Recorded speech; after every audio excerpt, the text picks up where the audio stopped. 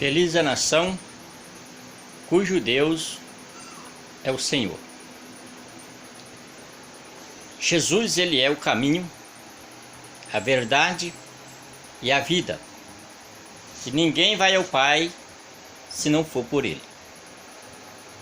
A palavra de Deus nos revela: Deus amou o mundo de tal maneira que deu o seu Filho unigênito para que todos que nele crê não pereça, mas que tenham a vida eterna. Jesus Cristo, ele disse: errai o homem por não conhecer as Escrituras.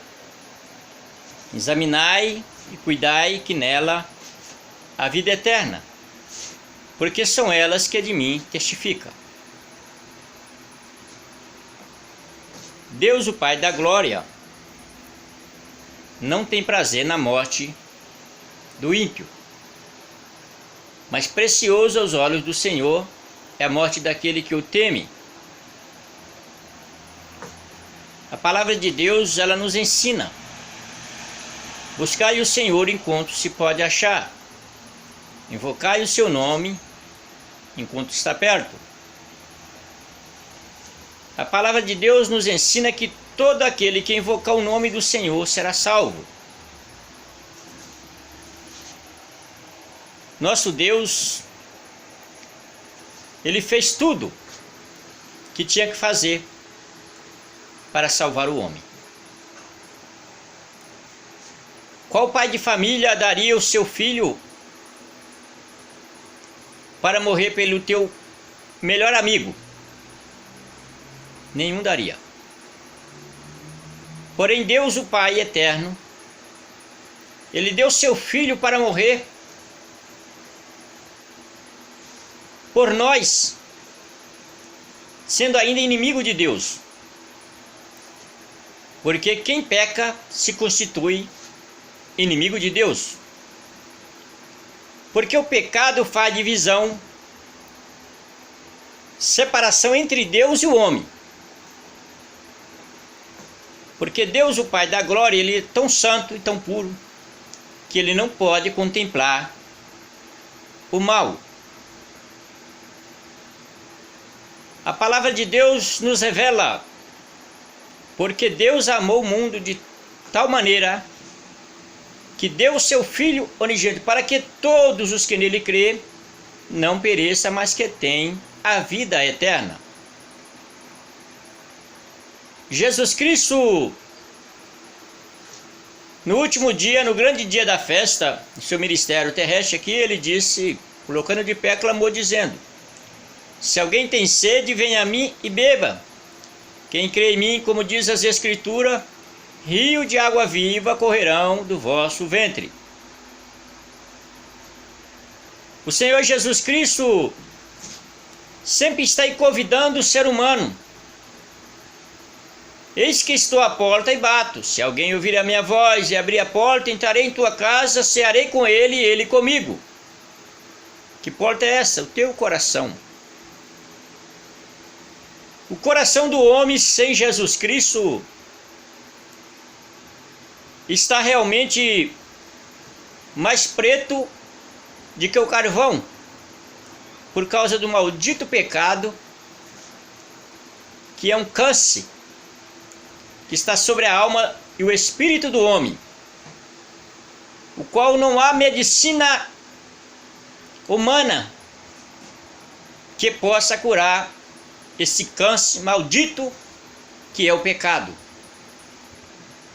Não há remédio que o ser humano possa fabricar que possa curar esse câncer maldito. Porém, existe um remédio, uma solução de uma vez para toda para curar este câncer maldito que é o pecado.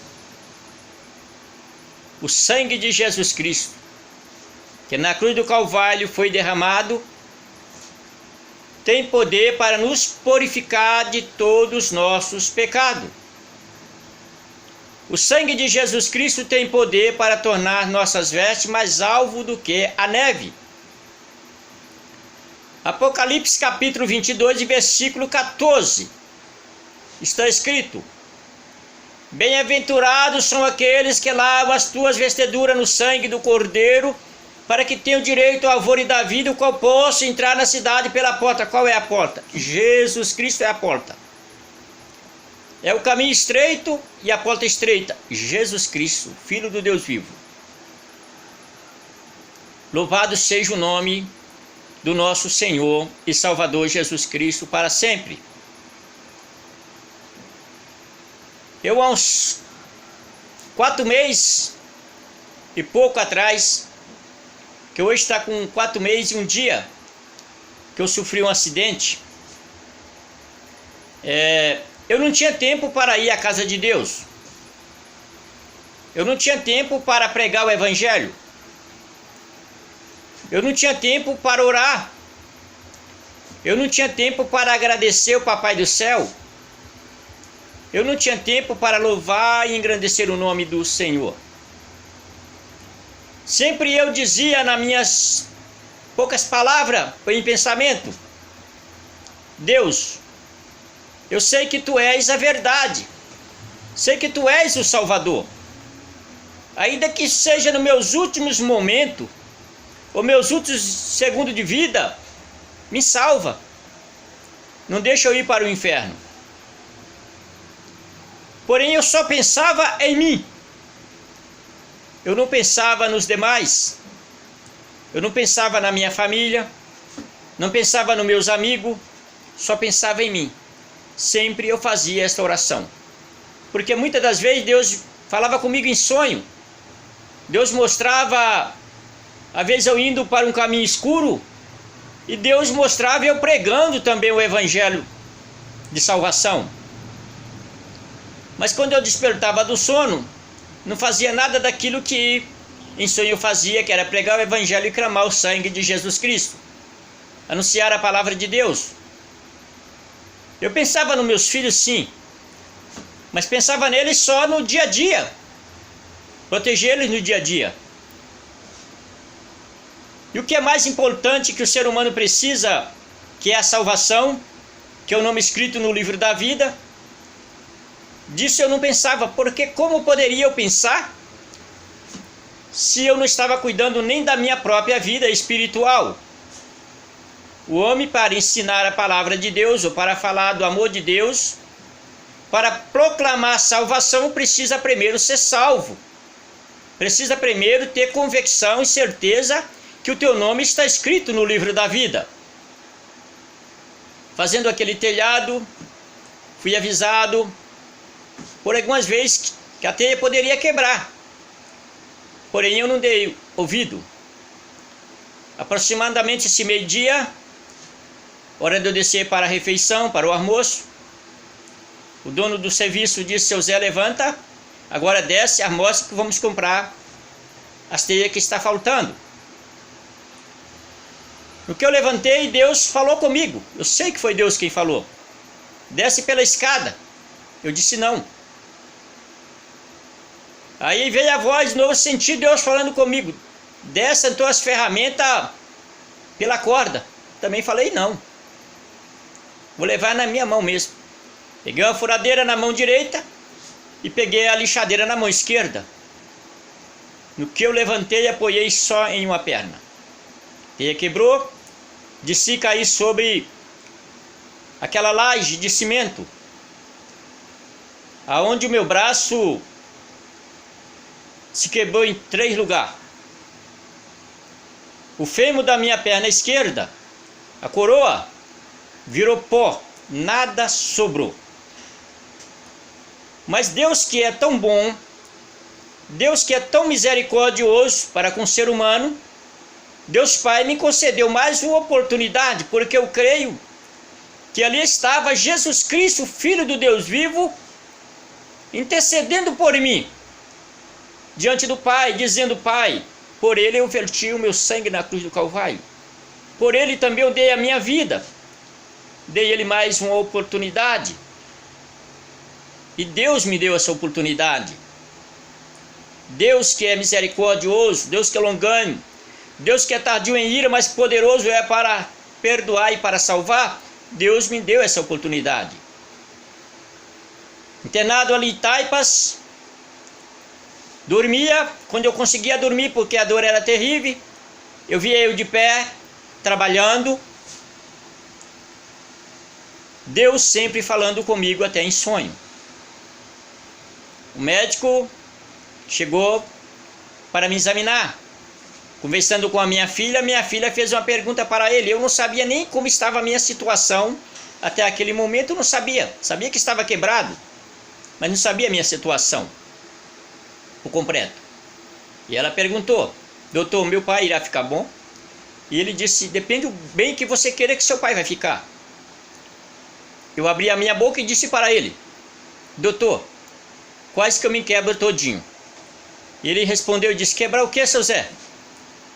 Se teu fêmur, a coroa da tua perna não sobrou nada, virou pó, para que você possa ainda andar, é necessário que seja feita uma reconstrução.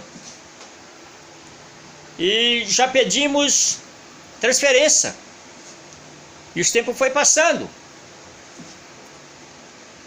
Quando chegou no dia aproximadamente 25 de dezembro, ele chegou até mim e disse: seu Zé, a tua situação está complicada, porque 3 clínicas especialistas, da qual poderá fazer a reconstrução da sua perna, do fêmur, da cabeça, da coroa da tua perna, não estão aceitando. Tua operação é uma operação grave, é uma operação de risco. Verei o que eu posso fazer para você aqui, porque a sua situação não é nada boa, ficar no hospital não é nada legal. E ele pediu para que fosse feito um radioelétrico, da onde a gente passa numa máquina. Isso foi num dia de terça-feira. Uma enfermeira me levou até lá embaixo, me entregou, e ali para dentro eu entrei para fazer realmente aquele exame. Quando eu saí daquele exame, ela não estava lá dentro, não tinha visto nada.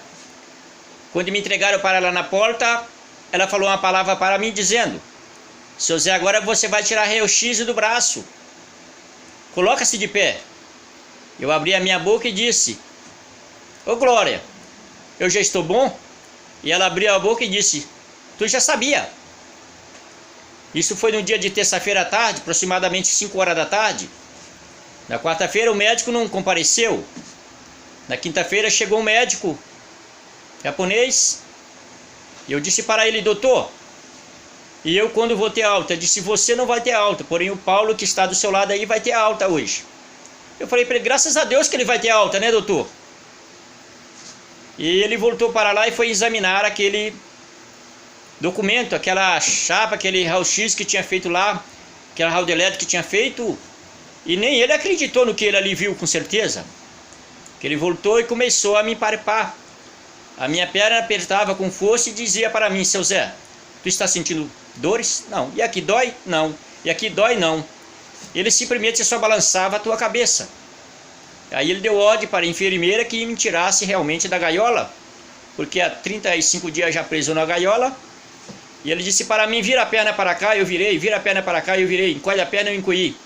Ele disse para mim: seu Zé, tu está de alta, não é mais necessário a cirurgia. Aquele que ia sair de alta, que já tinha decretado a alta dele, eu saí num dia, ele ainda saiu no outro.